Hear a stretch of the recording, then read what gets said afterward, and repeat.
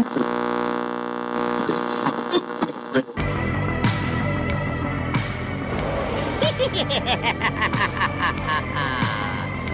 boils and ghouls. You are now tuned in to PVD Horror Podcast. Pleasant screams.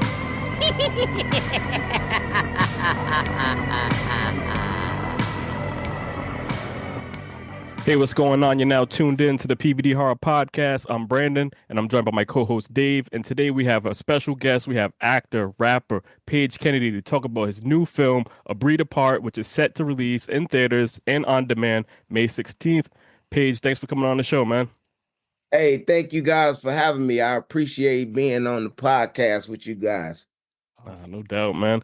So, Paige, man, you grew up in Detroit, Michigan, man. What was it like to sit there and grow up there, and what inspired you to get into acting and rapping? Man, what was it like growing up in Detroit in the 80s? Yeah, man. Man, it was difficult. It was difficult, but it was fun, you know. Mhm.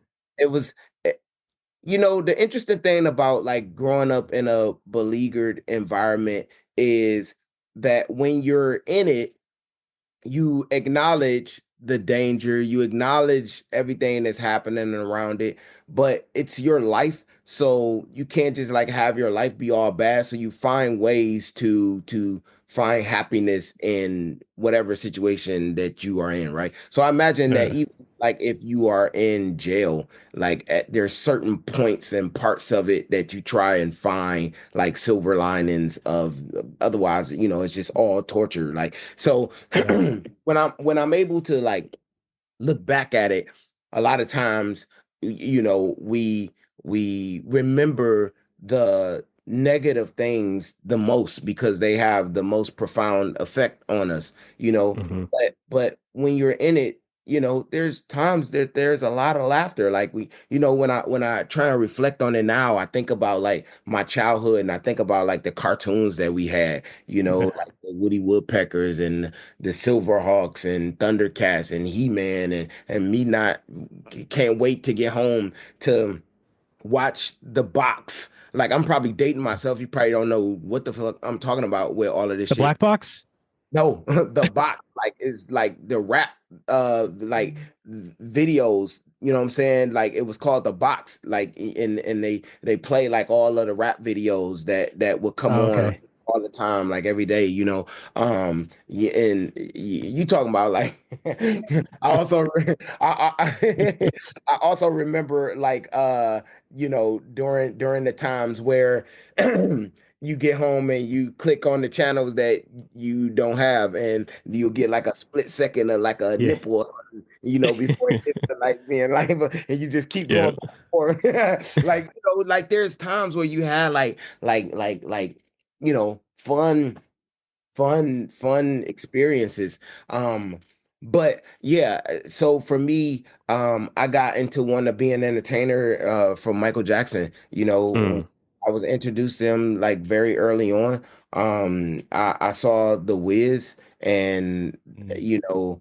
I said I want to do this for the rest of my life. I want to be an entertainer. I saw Michael Jackson go on stage and just stand there and have people faint. Like he didn't even move. He didn't even say anything. He's just standing there, and people pay all this money to go to this concert just to be taken out on a gurney. Like I'm just like, yo, I want to be able to have that type of effect on people because of Mm. what I have to offer in my life. And that changed my life. And I, because of Michael Jackson, like I wanted to aspire to be like the greatest entertainer in the world as well, and that's when I got into rap, and the acting stuff came a little later, but I already knew that like that was going to be my future. So, I was a precocious child. Unlike Michael Jackson, I wasn't wonderkin. I didn't have like a level of success at that age, but the spark was flamed by him. Yeah. Okay.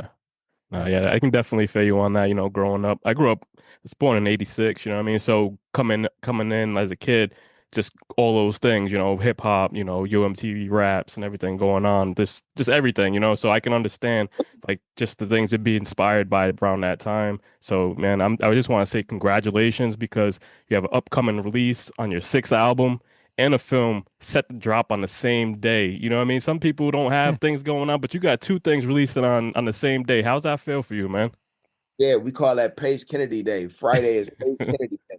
No, but I typically always try to prepare a musical project to come out with, acting project Hmm. contemporaneously, so that I can utilize the press for one for both, and I've done that throughout the years. So like when the Meg 2 came out, I Hmm. dropped front page, Okay. or actually no, I dropped a book of pages. Um, I think when the Meg 2 came out. I don't know. One of them. But I typically, have a project drop, to go along with it. And so it's just exciting, Hmm. I have a song in the movie, I was able to have a song in the Meg too as well. And it's just a exciting day to be able to, promote everything. Yeah. Now, what can fans expect from the new album? Oh man. So this is probably like my most sonically eclectic album to this date. Excuse me. I chose to, like, typically on my Page Kennedy albums, you're gonna get a bunch of lyrical MCs that you want to hear. And I do that because, for one, I'm fans of their works. Um, Hmm. Two, sometimes I want to be able to like present them to an audience that maybe not be aware of them, so that they can see like people that inspire me. And then also I want to show that I match up well to the greatest lyricists in the world, that I can be on songs with them and I Hmm. can be commensurate to them. And what better way to do that than to have them, like, on features with me, but this time, I wanted this to be just Paige Kennedy. So there are no rap features on Okay. the album. It's just me, and I experimented more with this album, far as like the type of songs that I did. They're more current sounding songs, bops you would call it, Hmm. easy listening songs, because a lot of times, like with Page Kennedy albums, because I'm a lyricist, because I have something to say, because I'm a man of a certain age, I have music that is substantive, music that is not ephemeral, but like indelible, something that you can listen to forever, because stories never get old, right? So there's certain songs like uh certain Biggie songs, certain Tupac songs, Dear Mama is going to be able to Hmm. play forever because stories can't get old, but there are certain songs that are just like now current, vibe or wave that can kind Right. of go away. And it was just like Sure. and so I typically make music like that, but this time I wanted to be able to have music that you can play at a strip club. I never Okay. made a song like that before because I don't even go to strip clubs, but I wanted to have like that in my catalog, and I want to play with my voice, and I want to have songs that you can play at a basketball game, or if you just playing dominoes, or if you just chilling with a girl talking, I wanted to have like an amalgamation of different type of sonics, on this album, so that there's something for everybody, but then you still have like the quintessential type Page songs. Like I have a song that the latest single that just came out called Born of Fire, where Hmm. it's like it's reminiscent of Nas I Gave You Power. I don't know if you guys are familiar with Yeah. that. Yeah. That's like my favorite Nas song. And so I felt like it would be an interesting thing if I was to rap from the perspective of a bullet, but not just any bullet, the specific bullet that was created and made to be the assassination bullet. And what if this bullet had a conscience? What if this bullet Mhm. made a choice to his whole life, his whole essence, his whole upbringing is made to do a certain thing, and he knows that, and that's not, and then that's what he's here for, and that's what he's designed to do. And then choose to make a different decision once the time has come for him to do that thing that he's waited his whole life to do, and tell the story of like the Trump attempted assassination, where Mhm. I made it where maybe that bullet made a decision at the last minute to veer off course. And that way it just clipped his ear, but it didn't actually, do what it was supposed to do. But in Yeah. doing that, there's still collateral damage that happens because of that, and I want to tell a story from the perspective of that. And so it's introspective songs on there like that as well.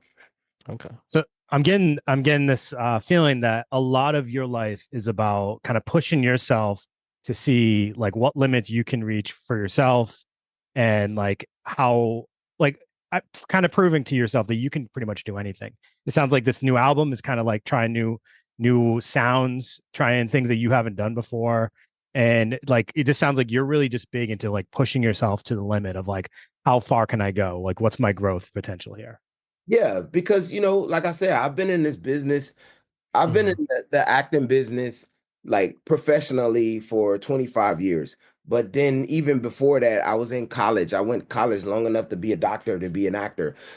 So you add, another 6, 7 years on top of that. And then me as a rapper, I've been a rapper since I was like 6, 7 years old. So that's like my entire life, And Mhm. so at a certain point, you know, things that come easy to you, and you want to challenge yourself. You want to do different things. You want to, expand your horizon. You want to be great. And so in order to do that, you're going to have to do things that make you uncomfortable. You're going to have to Yeah. try things. You're going to have to try and diversify. And that's what I'm doing.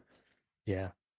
Yeah, and just like I said, I'm a fan of your career, and I've been, down for a while. So just seeing you just never put yourself in a box, man. Like, cause you're always on that move for the next thing. Like, in the next generation, like from social media to everything. You got your hand in everything. So I just want to say congratulations on that. Thank you, B. I appreciate it, bro. No problem. And also, like we said, we just talk about your rap albums right now. Your Straight Bars album series consistently feature the iconic Jason Voorhees mask from Friday the 13th franchise on all your covers. What inspired that reoccurring theme? Um, so, uh, Freddy is actually my favorite. He's like the Okay. signature slasher to me, Mm-hmm. in my opinion. Um, to me, like, like he's the GOAT, Mm-hmm.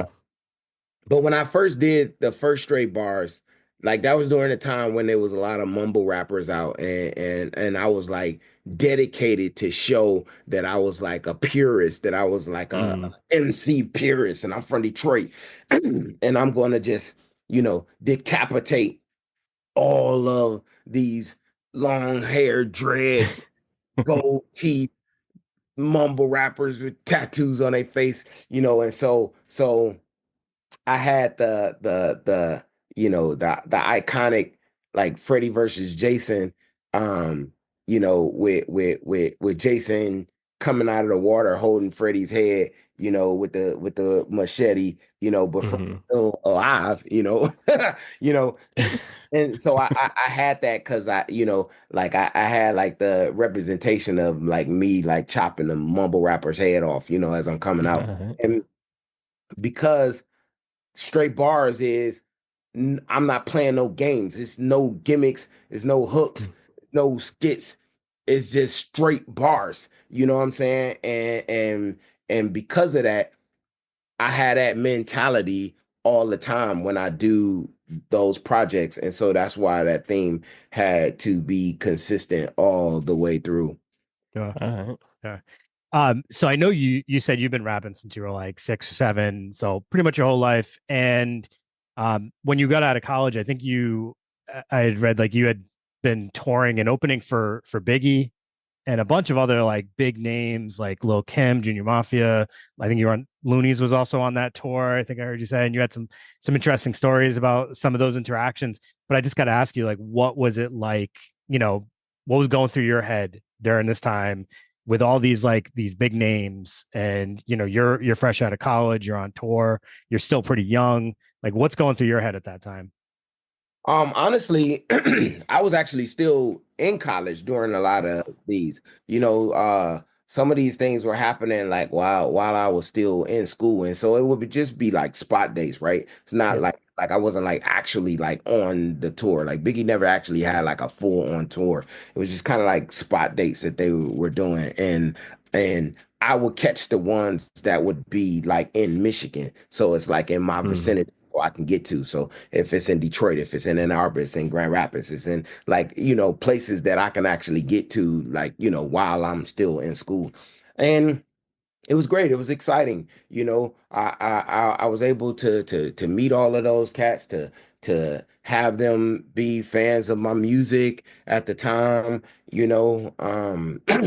and the only acting I was doing at that time was like in plays. I was in plays. I was doing Mhm. Shakespeare. I was like doing all of that, but like, I was still thinking that I was gonna be, a rapper. And because I was always like the best rapper in my elementary school, middle school, high school, college, and we thought that's what was going to happen for me, but it never actually came to fruition in that sense. But I was able to gain like great respect from all of the OGs, and still Okay. have that to this day. So for you, it was more about getting that respect and having them see your skills than it was like, oh shit, I'm here with Biggie, and like it wasn't like that for you. It was like, No, I it was want them both. to see me. It was both of No, those. Yeah. I definitely was like awestruck by that as well. But I also knew I had like something to offer too. So these things are not mutually exclusive. I Sure. think all of those things. Yeah. Yeah, Yeah. that must have been a wild time though. I'm sure you saw some pretty crazy things and experienced some pretty crazy things. I can only imagine. Yeah, like rapper life, especially like in the 90s. Yeah, it was different. It didn't have a lot of cameras involved, Yeah, yeah.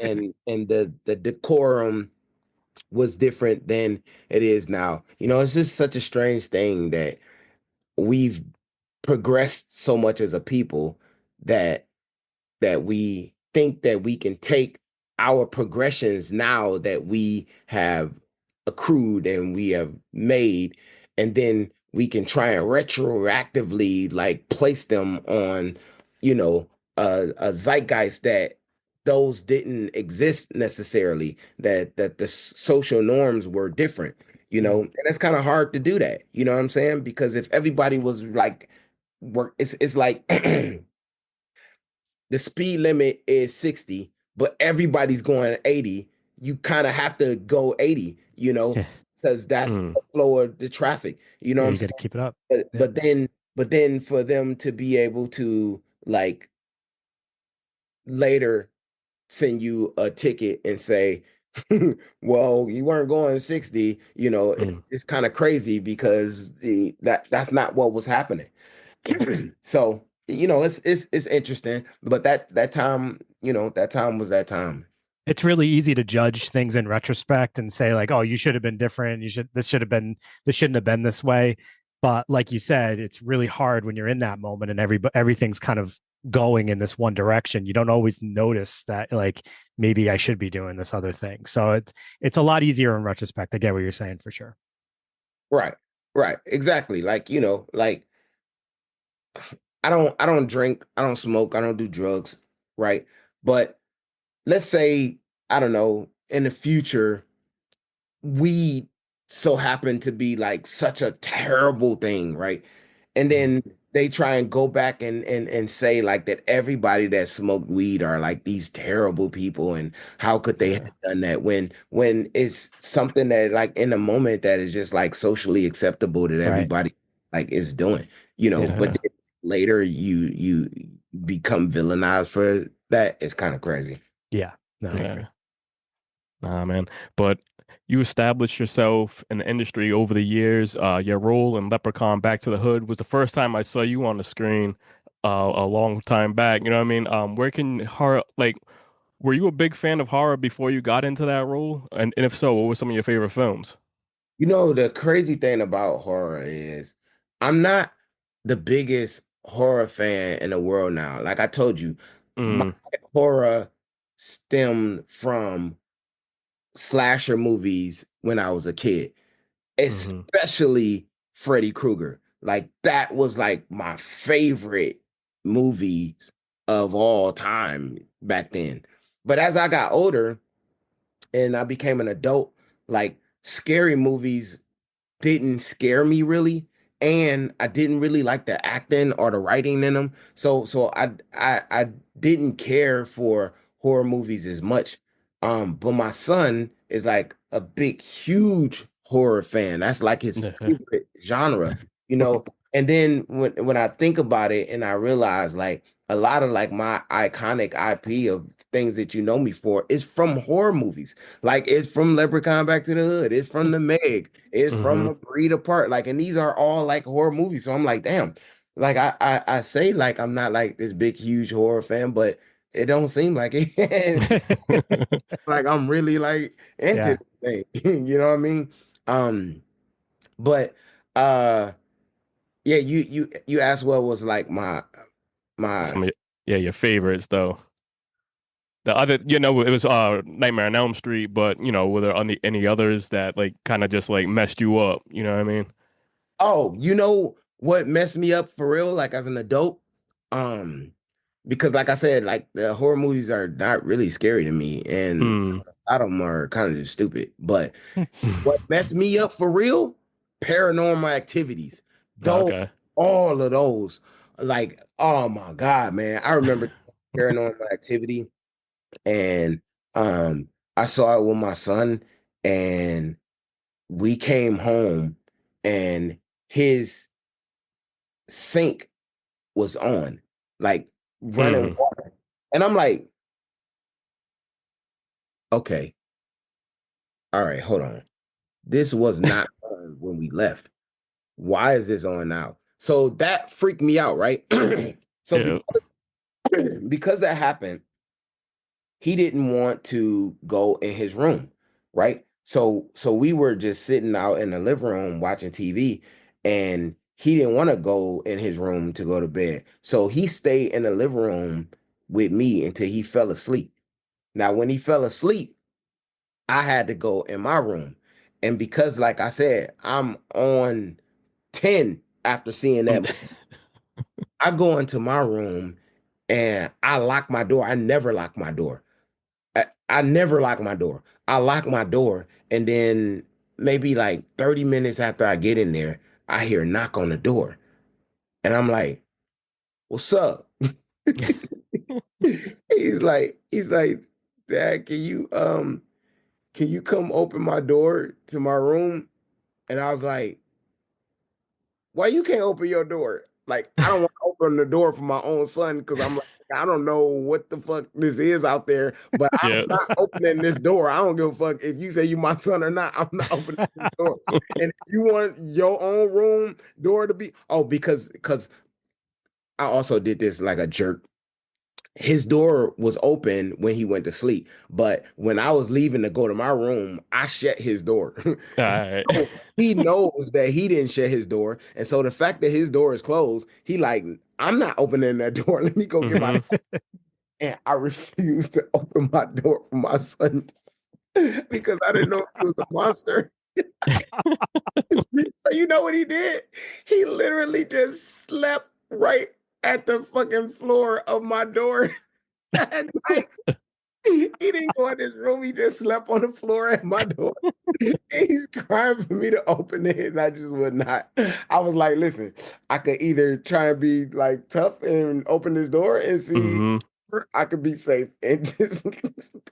I'm like, hey man, you open your own door, man. Get on my face. I cannot wait for your son to tell his therapist one day about the night he slept outside of his dad's room on the floor because dad wouldn't open the door thinking he was a monster. That's gonna be the best story to share. Oh shit! That's the first time I told that story. Uh, man, as a parent, man, I just want to say congratulations because you and your son have been killing it on social media for a while now, and he's developing his own style while following in your footsteps. What is it like witnessing his development over the years? First of all, thank you very much for acknowledging that Mm-hmm. and espousing that.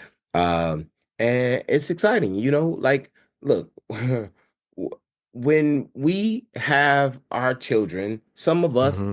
want to have little facsimiles of ourselves, Yeah.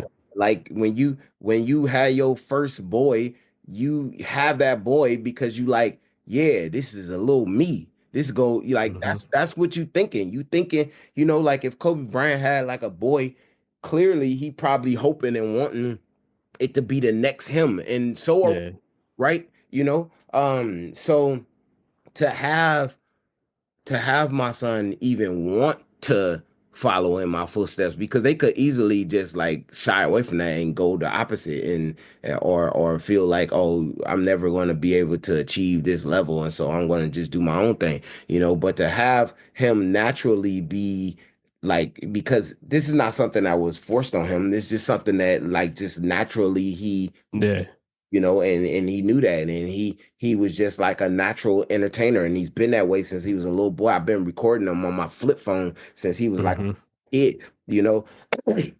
And it just progressed into being that, and so I think he's going to like continue the Kennedy legacy, and I'm here to help his maturity, and his burgeoning career, and I support it. And he does things different than me, like Mm-hmm. his music is not like mine, his look, his way is not like mine, but we also have a lot of similarities, and so I think it's great, and I love it, and I love him. That's That's awesome. dope. So you mentioned earlier how you're Shakespearean trained, and when I saw that, I wanted to ask you about that anyway. What exactly does that mean for people who maybe don't understand what Shakespearean trained involves or entails, and like what made you want to have that training as part of like your acting repertoire, and how has it helped you with your film projects and TV projects? So when I first went to college, I went to Grand Rapids Community College, and when I went there, they had a theater major that I went there to play football, and that didn't work out for Mm-hmm. me. I knew I wanted to be an actor because remember I told you from Michael Jackson, I knew that's what I wanted to do. But they didn't have a movie major in a community college. Mm-hmm. They only had a theater major. And I realized that like the best actors came from theater. So I was like, okay, I might as well start my training here. Right. Yeah. And so I got into theater. When I got into theater, like one of the courses was uh like a Shakespeare 101 or intro to Shakespeare or Mm-hmm. something like that. And when I first got in that class, the first thing that we started studying was A Midsummer Night's Dream. And I couldn't even get past the first paragraph. Like it was the first, we were supposed to read this play, and I couldn't. There's a paragraph, the first one, I couldn't get past that because I was like, I don't understand what the hell this is saying. I don't get it. I don't like this. I don't talk like this. I don't know what this is. This is crazy. And I went to class and I explained why I was not prepared to my teacher, Fred Sabalski. And he said, listen, Paige, first of all, I want to tell you, you should really love Shakespeare because you're a rapper. He was the first rapper. He was the first rapper. And when I start to like look at it and see the verse, see it from that perspective, see the stories that were still relevant, and actually get to understand the stories once I got them, once I knew what he was talking about, and Mm-hmm. how relevant all of this stuff still was even now. Once I start to get into the language, because I'm somebody who loves language, because I'm a lyricist, and because I started learning big words, and wanting to use them, and being able to express myself in that way because of how he writes, like I fell in love with him. It's just I had to get to the understanding of it because it was opaque for me. But Yeah. once that started to happen and I started to understand, I just like he blew me away and I fell in love with Shakespeare and everything became about that. When I graduated there and I went to Western Michigan University, I was able to do more Shakespeare. And then so when Okay. I went to graduate school, I had all of these schools that were um vying for me to come there, flying me in like I was like a athlete, that they were trying to like pitch me to come there. And one of the prerequisites for me to come was like I needed to be able to do Shakespeare and learn Shakespeare. And so I ended up going to a school, University of Delaware, where they focused on classical theater. So I was able to do that there. And then, I end up leaving there early to come to Los Angeles to start my career. But like Shakespeare, even though I haven't had the opportunity to do it like since I've been here, because they don't do it much. And then when they do, they don't give me the opportunity to do it. I still was able to take certain things that I learned how to do in my acting in Shakespeare to apply to me in my normal acting. And then, Mm. I said that one day I'm going to be able to put myself in a position where I am able to do Shakespeare. And so that's what I'm doing now. I've created a project that I want to introduce Black people to Shakespeare by putting it in a zeitgeist that they relate to, and so I've created this thing called Macbeth in Compton, where I'm Okay. basically going to place like it's like Shakespeare meets Snowfall, and I'm Mm. putting it in the Mm. zeitgeist of the '90s rap business in Compton, California, told from the story of Macbeth.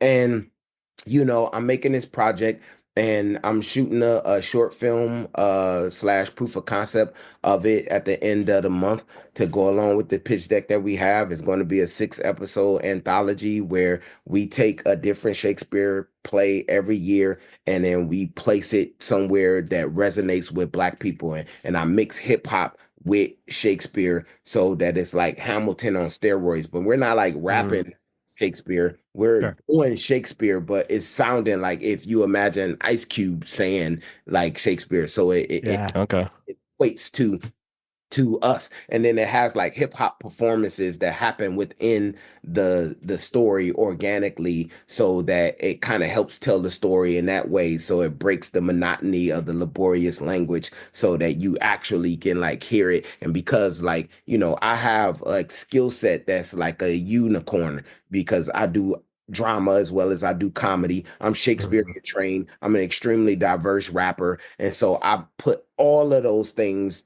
to coalesce together to create this infusion of greatness that we've never seen before. That's amazing. That's That's amazing. dope. Love Can't wait to that. check that out, man. I appreciate it. Love that. But I want to say also congratulations on the success of the Upshaws has been getting over the years. I'm glad to see a Black sitcom on TV. We definitely needed it. My family's a big fan of the show. My dad hits the group text letting everyone know there's a new season that dropped. I had to ask him, I'm like, dude, is Netflix cutting you a check with these notifications? But That's he's a fun. big fan of it though. So how's that ride been? You know, working with Mike Epps and everyone. Yeah, it was great. During the time that I was on the show, Mm-hmm. I had a wonderful time. It's the first time that I saw a sitcom where you get to cuss on it. So Yep. I thought that that was really cool.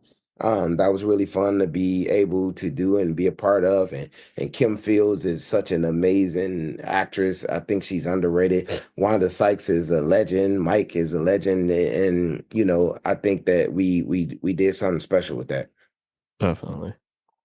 Um, but all I want to say is 8 years ago during an appearance on the Breakfast Club, you were asked what were you more passionate about, rapping or acting, and you stated your primary passion was entertaining people, and that was dope, and it always stuck with me. And like I said, I've been following your career way back then, you know what I mean? So because like even after Leprechaun, it went to like Weeds, and I was just like, even when you left Weeds, I'm like, damn, man, I'm like, I wanted that story to continue, you know what I mean? And then so it was just like ever since then just seeing you just become, who you are, from social media and everything like that.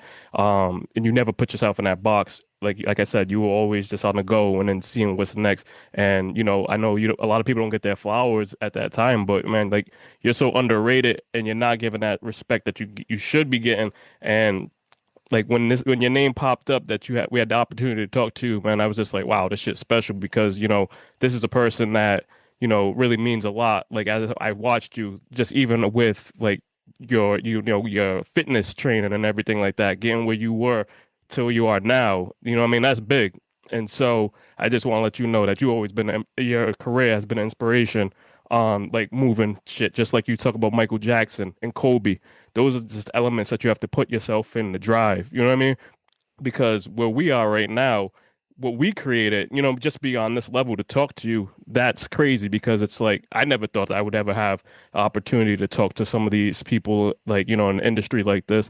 But like I said, man, you play a big part and a big role in the community of like, kids coming up, looking up to you. So just keep doing what you're doing, man.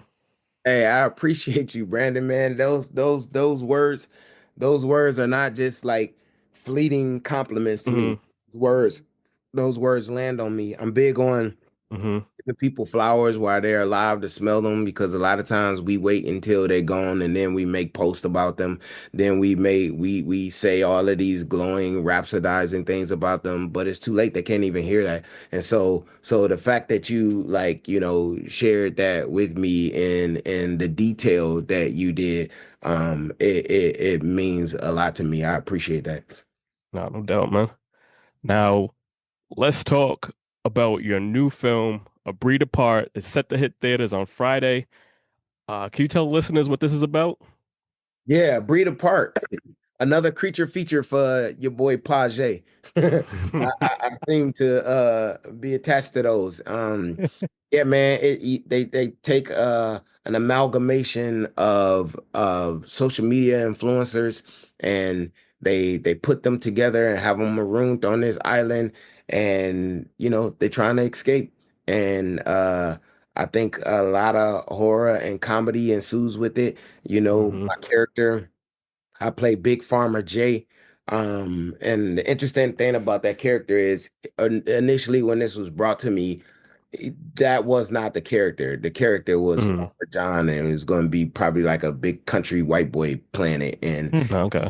And the first brothers were amenable to like something new and different, and we were able to create this nuanced character that we hadn't seen before of something that like comes natural to me far as the influencer stuff, far as the rapper stuff, so it's like easy for me Hmm. to do that. But then you have the new heightened element of the farmer thing. That's something that is like do new or different to me, and I found that it would be like an interesting character to do, and we did it and we had a lot of fun filming it in Guatemala. I was really cool with the cast. We all enjoy each Hmm. other. We still communicate through group chats. And yeah, it's a lot of fun. It's a fun, wacky popcorn movie. Yeah. Yeah. Now, this film's like a loose remake on Wes Craven's film The Breed. Did you know that going into this? Like, or did you have to do your research to go back and watch the original? Yeah, I did. I Okay. did go back to watch the original. It had one of I call it like Paige Kennedy alums, like Michelle Rodriguez. I did swap with her. Hmm. And I went and checked it out back in the day, like when things were like more practical and they had real dogs. Hmm. So yeah. Nah, it was funny. The whole time I was watching the film, man, I kept thinking, what would John Witherspoon think of this film? What would his watch along commentary be like? Like, you know what I mean? Saying that, that's your ass, Mr. That's Postman. your ass, post man. But You would have had a field day going and trying to chase them damn dogs. Speaking of the dogs, tell me a little bit about like working with dogs and also like working with like CGI or like special effects versions of the dogs. Like how challenging is it to work with in the realm of trying to present like you're being ripped apart or whatever is going on in Hmm. the scene. Like talk about some of those challenges and what actual contact did you have with the real dogs? Were they nice? Yeah, the dogs were actually really nice. So we were worried about how we were going to get them to be ferocious Yeah, because yeah. but I'm used to like working with stuff that's not there. Like even like in the Meg, there obviously is Mhm. not a Meg there. My thing is trying to find the right decorum of the piece of how to react to certain things that are not there. Because like, take for instance, like in the Meg, where you have me downstage, you have me in the forefront, and Mm. supposed to be seeing a Meg coming at us. And I don't know what the rest of the actors is doing. So I don't know if I'm doing too much because I'm all like, oh shit. And Ruby Rose and Jason Statham back there like, bring it on. And I'm like, was I supposed to be doing that? Like, am I doing too much? And so that's like a tough thing of figuring out like what is the appropriate level of scaredness that I'm supposed to be having. Based off of what everybody else is doing. But it was pretty easy to be able to, to do that and navigate through it. How many dogs did you actually have there present? Oh, it was a lot of dogs. It So was there like, must have been a ton of like the animal trainers and all that stuff. Like those people have such a hard job. Like I just can imagine, you like you said, how do you make a nice dog look ferocious? So there's a lot of work that goes into it. I feel like no one ever talks about that end of it of the job, yeah. And like how hard the CGI has to be, especially like on an independent movie. Like this is Yeah. not the where you have $100 million to you have like just a litany of different people working on it. This is like a m- modest Mm. budget, to Yep. try and create this. So yeah, it's a tough feat, but so you have to give some grace to the CGI, Um, but if you turn your brain off and you just have a good time, then you know. Yeah. Yeah. Um, So, Paige, before we wrap up, can you tell our listeners where they find you on social media, what you want them to be looking for, and any upcoming projects you want them to be excited about? All right, so check this out. Obviously, A Breed Apart is coming this Friday. My self-titled album, Paige Kennedy, is also coming this Friday. I really want you to tap into that because like my music is my everything and I have something for everybody on that. I have two more movies coming later on this year, Code 3 and New Jack Fury. But yeah, let's just focus on this Friday and going to see A Breed Apart, which I have a song in there called Speed, the first song and the first scene, and getting that Page Kennedy album and streaming it and talking about it. I'm not Drake, so the only way that my music is going to disseminate is if people actually do the work, put it on their story, talk about it, say something, mention it, use the song in your post that you use when you show your pictures or whatever, like help independent artists, get seen, especially like when the music is worth it. I love that. That's a great Nice. thought, and that's a great way to just do a small thing to support an artist that Mm-hmm. you care about. Is like just sharing the music on social media like that. Exactly. I never even really thought about how impactful that can be because then somebody else is going to hear that, um, Mm-hmm. in all your followers. So that's awesome. Uh, Paige, thank you so much for taking this time with us, man. This is amazing. We I appreciate that. appreciate you, Dave and Brandon. Appreciate it. No, And thanks so much for the words, B. I appreciate No doubt, man. Appreciate everybody, you. make sure you check out the album, the film this Friday. It's a big day. So get to them both. It's going to be in theaters and on demand, but you definitely want the theater experience as always. And we got to keep Exactly. theaters alive. So make sure you get out there, buy your popcorn, buy your drinks, all that good stuff so we can keep enjoying that experience. Everybody, have a great night. We'll see you next week. See you later. Peace.